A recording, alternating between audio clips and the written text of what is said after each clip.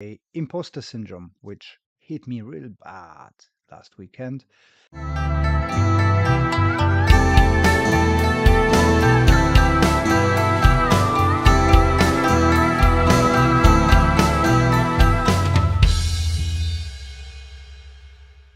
Welcome to another episode of Anxious Black Belt, podcast that focuses on karate, mental health, and everything in between. Make gifting easy with Benson and Clegg. Handcrafted cufflinks, luxury accessories, and a proper British style. Trusted since the 1930s by royalty. Get 15% off with code KARATE15, exclusively for Anxious Black Belt podcast listeners. Shop now at bensonandclegg.com. Today, we're going to be talking about a imposter syndrome, which hit me real bad last weekend. I've been invited to teach at Budo Collective seminar with a lovely Gal Lever sensei from the Iron Ronin Budo and focusing on Goju Ryu stuff. Myself was showing a all-around karate based on Shinaido karate and Taisabaki. And organizer Daljit, shout out to Daljin for doing a great job getting that seminar together. Um, been focusing on kind of Goju Ryu application of kata and bit of a Muay Thai from Gary, bit of a kind of Ashihara inspired karate from me, so all around karate. And we had a program uh, long in advanced.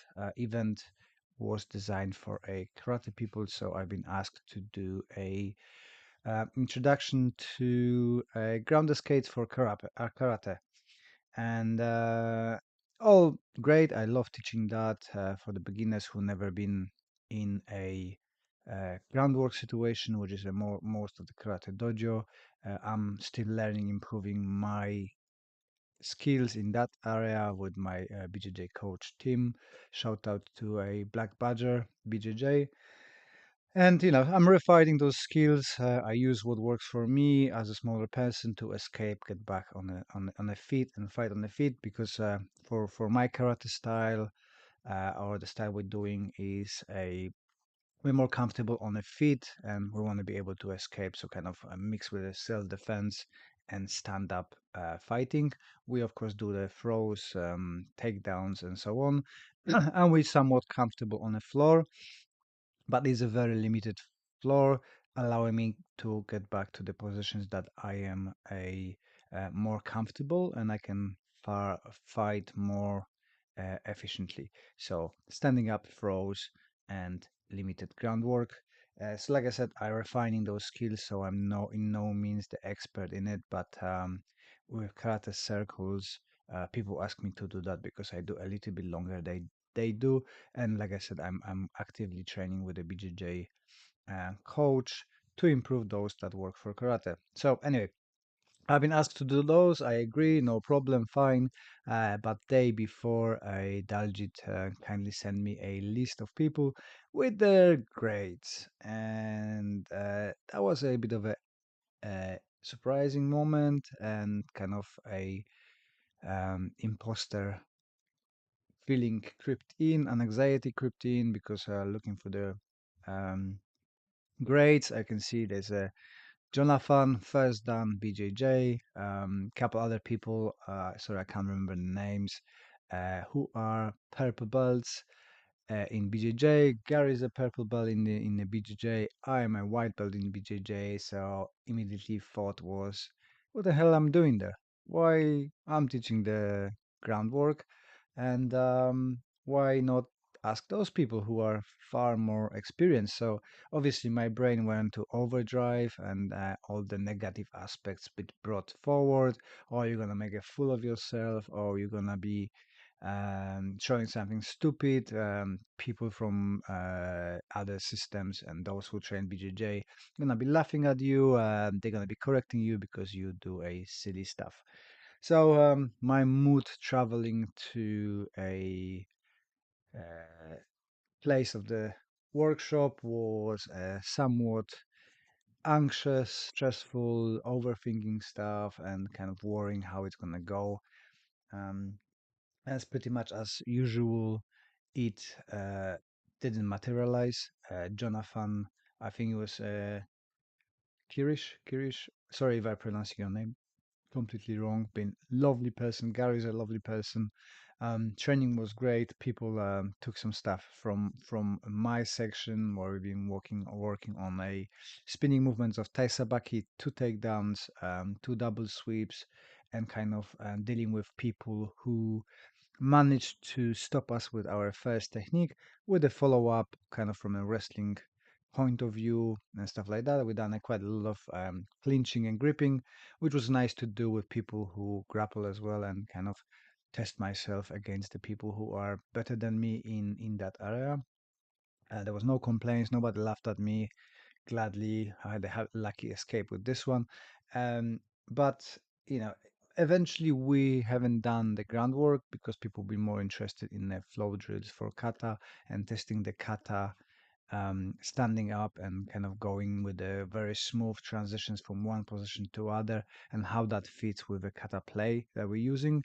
So the rules for that are that you're choosing one kata and you keep it to yourself, your partner choosing their kata, and you're both trying to actively use that kata in a ego-free flow sparring, which kind of always escalates a little bit, but people have been doing great job to manage the emotions and play with it. So we swap a lot of partners, and everybody had a chance to try doing that.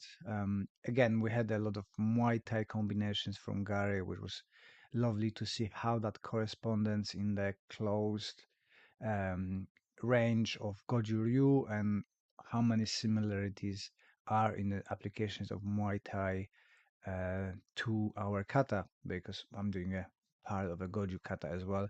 So that was really nice to see. And then Gary done a lot of a entry to clinch. Again, same things that are found in a Muay Thai, you can find them in a Goju kata. So clinching with one hand, hanging elbows and stuff like that. So it was lovely, lovely to see. From that, I took over after Gary's session, and we follow up with a entries from that clinch to the takedowns, to the sweeps and to the pins. And I try to reference as well to how I do the kata and the movements from the kata correspondent with those grips, takedowns, pulls, throws, and so on and so on. So I think everybody is enjoying it. Again, my imposter thoughts were not materializing, and it's usually much more over exaggerated in my head than it is in reality.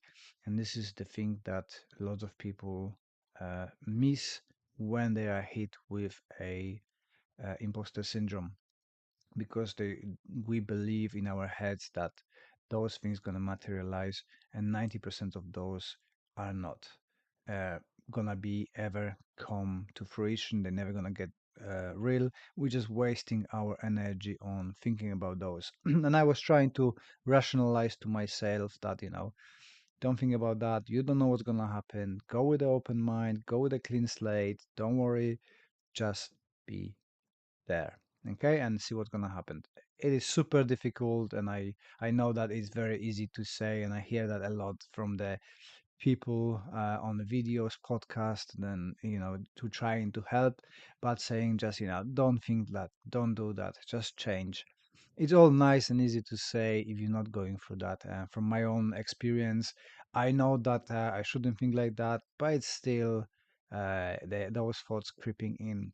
And my rationalization for that is that I am aware of my vulnerabilities, my kind of lack of knowledge in the area. So that's why that awareness of me not being a alpha and omega in that particular field um, manifests itself as a imposter syndrome, and I think this is a healthy thing because keeps me in check, gives me opportunity to reflect on how I do after the event and what I can improve, how it went.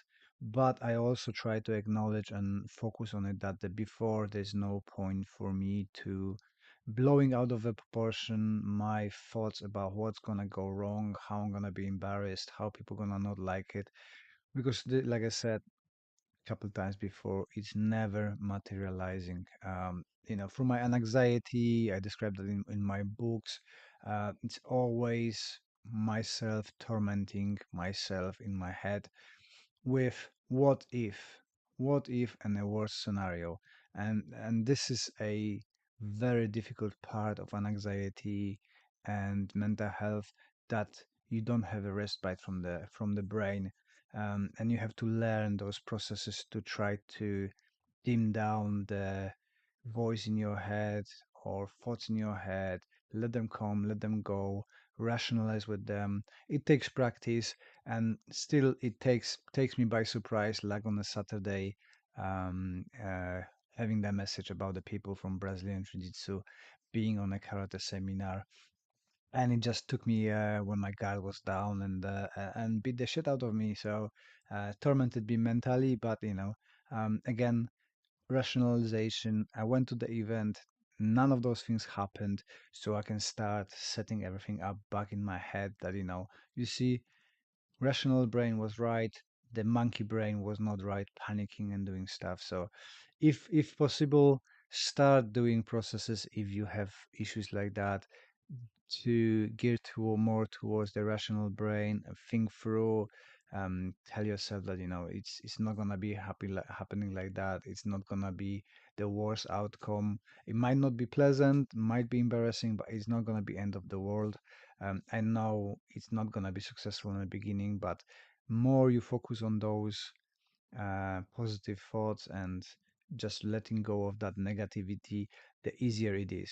Is it gone for 100%? No. Like I said, it bumps into me sometimes. And it's just with like injuries, right? You are training hard in a club, everything goes well, you go out from the club, you pick something up, and boom, the back pain is there. Keeping you awake, keeping you in pain, keeping you immobile. And it didn't happen in the gym or in the dojo because you've been paying attention, you've been prepared for that activity. Somewhere outside, you just done a bit dodgy move without preparation, without thinking about it, and boom, injury happened. And the same, in my opinion, is with the anxiety and stuff. When you learn to manage it, you keep it in check, and then just one moment of losing that focus on it, and boom, here it is, tormenting you again, and then the process starts again. So this was my reflection on last week, and working through imposter syndrome. I know that many of my friends who teach for a very long time, sometimes they have imposter syndrome as well. Why would people come to my seminar? Why people would learn from me? Why people would work from me? And we are all unique, all having our own approaches. There is lots of room for everybody, and you're gonna have your group of followers, group of people who like you, and you're gonna have your haters, a group of people who are never gonna be happy with what you do. And we just need to put that all in perspective, in packages in your mind, and reach out to this one, avoid this one, focus on this one. And I hope that I'm gonna get better at it. It took me a long journey from a young person to an adult. I think I'm doing a good job now. I can kind of congratulate myself of um, being able and maintaining the an anxiety that sits in me, the syndrome that whispers to my ears. And I'm quite happy where I am, what I do, and how many people I can help with my experience, talking openly on a workshops, talks, meetings with people, about how martial arts helped me overcoming those issues, my mental issues, and anxiety, imposter syndrome, depressions, and stuff like that. And I'm happy to go and spread the message to the other people. In few weeks, I'll be visiting Andy's Man's Club, and we're gonna be talking about the benefits of martial arts on a mental health. Because when you're sparring, when you're fighting, there's very difficult to think about anything else except that fight, and your brain gets a break. If you would like to support the channel, best way to do it is to listen to another podcast or watch another video.